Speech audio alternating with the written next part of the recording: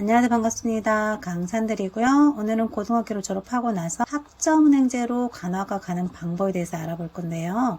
지금 현재 산들이가 근무하는 병원에 간호조무사 선생님이 올 9월에 이 학점은행제를 통해서 학사학위를 취득을 해서 간호학과에 편입을 할 거라고 하시더라고요. 그래서 이 주제로 한번 영상을 만들어 볼 건데요. 간호학과 가는 방법은 수시 정시로 가는 방법이 있는데, 이때는 고등학교 졸업자라든지 아니면 졸업 예정자들이 학생부 성적하고 수능 점수로 지원을 할 수 있는 게 이 수시 정시고요. 다음은 학점은행제를 통해서 간호학과에 편입을 하기 위해서는 학점은행제 기관에 등록을 해서 수업을 듣고 학점을 취득하신 다음에 학사학위 취득을 해요. 그런 다음에 간호학과 편입하기에 지원을 하는 방법이고요. 다음은 간호조무사 자격증을 취득하고 나서 간호학과 진학하는 건데, 이때는 간호조무사 자격증 취득을 해요. 그런 다음에 병원에 근무하면서 1년 이상 경력을 쌓는 거예요. 그런 다음에 간호학과에 편입을 하는데, 그때는 간호학과 특별 전형으로 지원을 하는 방법이 있고요. 다음은 내 형편에 따라서 내가 어떤 방법으로 공부를 할 건지를 결정을 하시면 되는데요. 나는 간호사가 빨리 되고 싶어요. 그럴 때는 일반 고등학교를 졸업한 학생들이 이렇게 수시라든지 정시로 지원을 해서 빠르게 간호사가 될 수 있는 방법이 있고요. 다음에 나는 지금 돈을 벌어야 돼. 그래서 일을 병행하면서 공부를 해야 돼 할 때는 일단 내가 간호조무사 자격증을 따는 거예요. 그리고 나서 간호조무사로 근무를 하면서 동시에 경력도 쌓아요. 그런 다음에 간호학과에 편입을 하는 방법이 있고요. 이때는 1학년부터 다니는 거예요. 그래서 4년을 다녀야만 간호학과를 졸업을 할 수가 있는 거고요.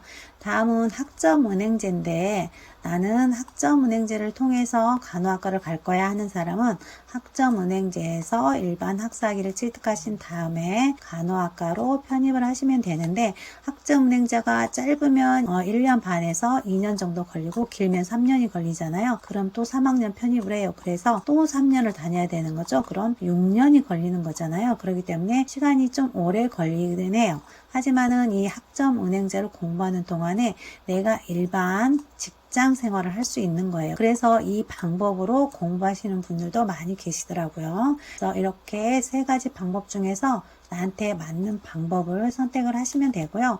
다음은 학점은행제로 간호학과 편입하는 방법인데요. 1단계는 내가 전공을 선택을 해서 학점은행제에 등록을 하시고, 2단계는 과목을 수강을 해야겠죠. 그리고 나서 학점을 이수를 하시는데, 이때 꼭 이 학점은행제에 등록한 과목만 하시는 게 아니고 독학사라든지 아니면 자격증을 병행을 해서 학점을 이수하실 수가 있고요. 3단계는 이 방법으로 해서 일단 140학점을 취득을 하셨어요. 그리고 나면 학사학위가 취득이 되는 거죠. 그리고 나면 간호학과를 학사학위로 지원을 하실 수가 있어요. 요즘에는 이 전문대는 없고 4년대밖에 없거든요. 그래서 학사학위로 편입을 하시면 되고요. 5단계는 편입을 하신 다음에 입학을 하셔서 간호사 합격시에 응시를 하셔서 합격을 하시면은 간호사 면허가 주어지면서 간호사가 되는 거예요. 이렇게 되어 있고요. 다음은 이제 소요 기간하고 이수 학점인데, 학점은행제는 보통 2년 반에서 3년이 걸리는데, 이 독학사하고 자격증 제도를 같이 활용을 하면은 1년 반에서 2년 안에 끝내실 수가 있고요. 만약에 뭔가 내가 전공을 하나 선택을 했잖아요. 그런 상태에서 학점은행제를 진행을 하면은 교양학점은 30학점, 전공은 60학점, 그리고 일반 선택 50 이렇게 해서 총 140학점을 이수하신 다음에 학사 편입을 진행을 하시는 거고요. 다음은 학점 취득 방법하고 비용인데요. 온라인 수업 같은 경우는 학점은행제 기관에서 수강을 하셔야 되고요. 과목당 3학점이고 가격은 다 틀려요. 12만에서 15만원 정도니까 다 다르고요. 그리고 한 과목당 15주 수업을 하는 거예요. 그래서 학사학위에 필요한 140학점을 이수를 하시면 되고요.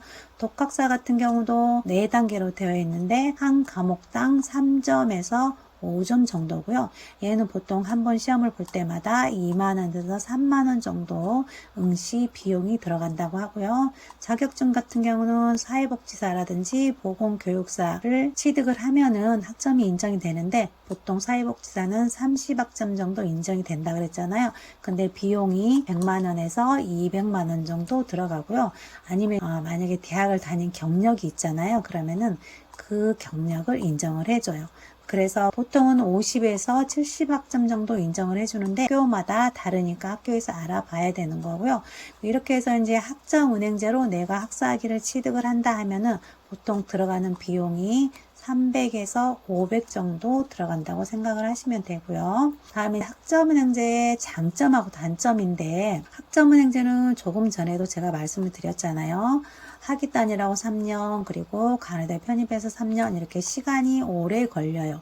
반면에 이제 보졸도 이렇게 학점은행제를 통해서 간호학과에 진학이 가능하다는 장점이 있고요. 그리고 비용은 다소 부담스럽지만 다양한 방법으로 학점을 이수할 수가 있기 때문에 조금 시간을 단축하실 수가 있고요. 그리고 온라인으로 병행이 가능하기 때문에 회사 다니시는 분들도 얼마든지 이 학점은행제를 통해서 공부를 하실 수가 있어요. 그런 장점이 있는 반면에 대신에 이제 학위를 취득을 해서 내가 편입을 하잖아요. 그랬을 때 경쟁률이 학교마다 다 다르잖아요. 그렇기 때문에 이 경쟁률도 꼭 감안을 하신 다음에 학교를 지원을 해 주시면 될 것 같고요. 다음에 이제 학점은행제를 실시하고 있는 기관들이에요. 그래서 이 중에서 나한테 맞는 곳을 선택을 하셔서 공부를 진행하시면 되고요. 다음은 학점은행제 추가 학점 을 취득할 수 있는 방법인데요. 자격증 같은 경우는 사회복지사는 30학점 인정해 준다 그랬잖아요. 그 독학사는 한 과목당 3점에서 5점 인정을 해주고 전적대는 보통 50에서 70 정도 학교마다 다르다 그랬죠. 이렇게 인정을 해준다는 거 알고 계시면 좋을 것 같고요. 마지막으로 이제 간호학과 3학년 편입이 가능한 학교들이거든요.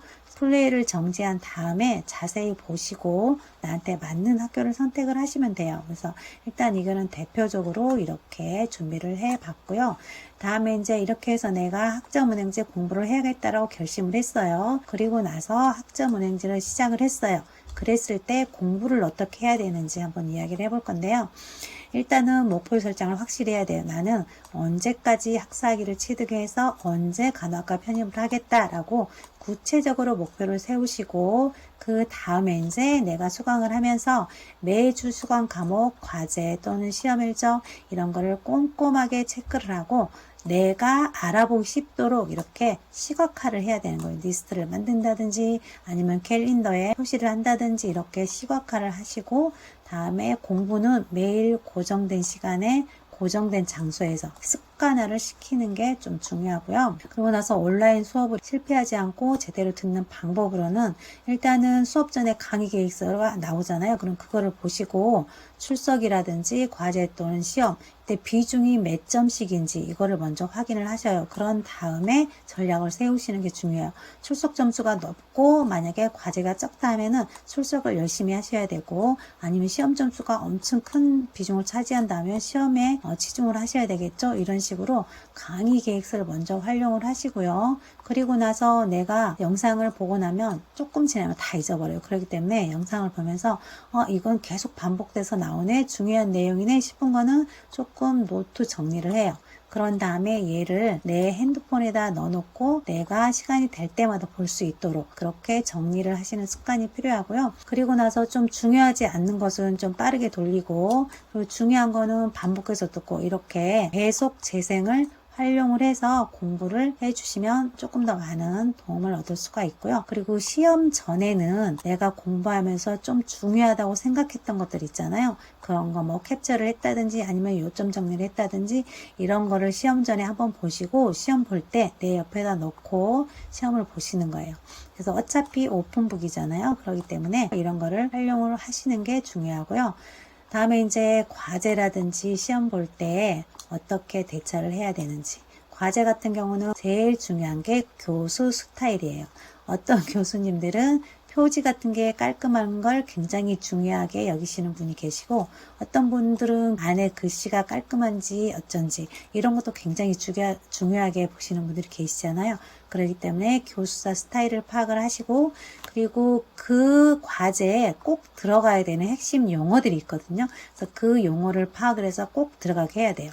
그러기 위해서는 주제 파악이 우선 돼야 되겠죠. 그래서 이렇게 과제는 이 세 가지를 기억을 해주시고요. 시험 같은 경우는 객관식은 기출 문제를 보면은 출제 경향이 이렇구나 라는 게 파악이 되거든요. 그렇기 때문에 출제 경향을 좀 파악을 하시고, 주관식 같은 경우는 교수가 원하는 키워드가 꼭 들어갈 수 있도록 내가 답안지를 작성을 한번 해보는 거예요. 그리고 나서 이걸 읽어보고 들어갔는지 안 들어갔는지 파악을 하시면서 준비를 하시는 게 중요하고요.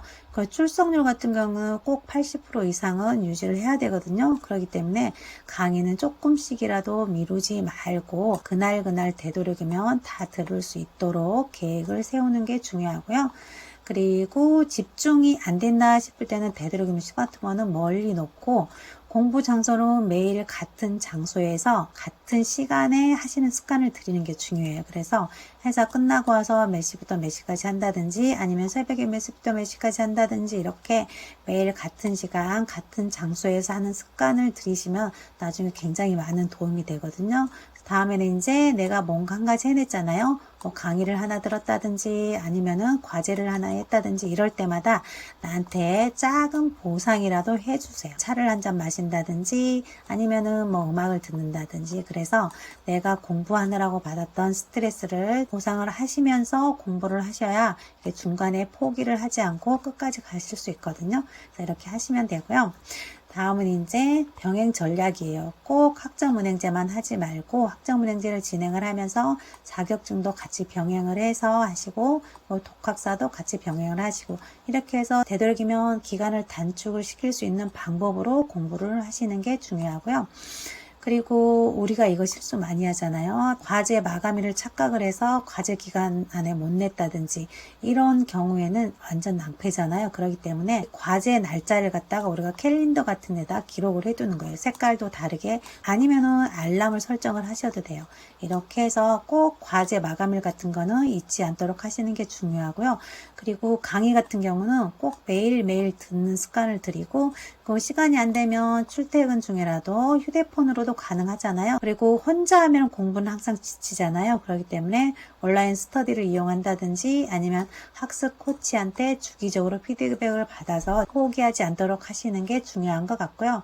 그리고 마지막으로 학점은행제 학업을 무사히 마치기 위해서는 구체적인 목표와 일정표를 만들고 매일 짧게라도 정해진 시간에 공부를 하고, 그리고 강의 자료라든지 과제 정리는 체계적으로 하고, 독학사라든지 아니면 자격증을 병행해서 되도록이면은 학사학위를 취득할 수 있는 시간을 줄이고, 그리고 공부를 할 때는 집중을 해서 하시고, 공부는 습관이라 그러잖아요. 그래서 공부하는 걸 뭐 하루에 1시간이든 2시간이든 습관화를 만들어서 공부를 하시는 게 성공의 핵심이라고 합니다.